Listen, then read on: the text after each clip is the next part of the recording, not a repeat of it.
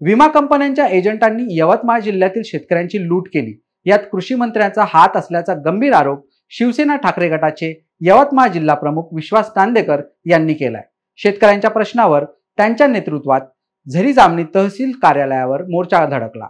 यात शेतमालाला योग्य भाव, कृषी पंपांना अखंडित वीज पुरवठा, वन्य प्राण्यांमुळे शेती पिकांचे नुकसान, शेतकऱ्यांना मदत, घरकुलासाठी 3 लाख रुपये अशा विविध मागण्या शिवसेनेने केल्या आहेत। राज्यातला असो त्याला न्याय हक्क मिळवून देण्याचं काम या संघटनेच्या मार्फत नेहमी झालं आहे आणि सातत्याने तो वसा घेऊन आम्ही आरोग्य आणि लोकांच्या मूलभूत गरजा हा विषय आम्ही घेऊन हा मोर्चा इथं काढला आहे। शेतकऱ्यांसाठी, शेतमजुरांसाठी, कामगारांसाठी हा मोर्चा केला की ज्यांना न्याय मिळत नाही, शेतकऱ्याला शेतमालाला भाव नाही, शेतमालाला भाव नसल्यामुळे शेतकरी शेतमजुराला मजुरी देऊ शकत नाही आणि लोकांनी गावामध्ये नवीन कोणी भामटे बिमटे आले अशा लोकांचा समाचार घेतला पाहिजे, सांगायला पाहिजे, आम्हाला कळवलं पाहिजे की असे भाऊ लोक पैसे मागत आहे, बा विमा मिळवून देतो, सांगितलं तिथं ठोक ठाकरे येत नाही ना। हे बीडचे लोक आहे, कृषी मंत्र्याच्या गावातले लोक आहे, म्हणजे कृषी मंत्र्याचा इनडायरेक्टली हात आहे त्याच्यामध्ये।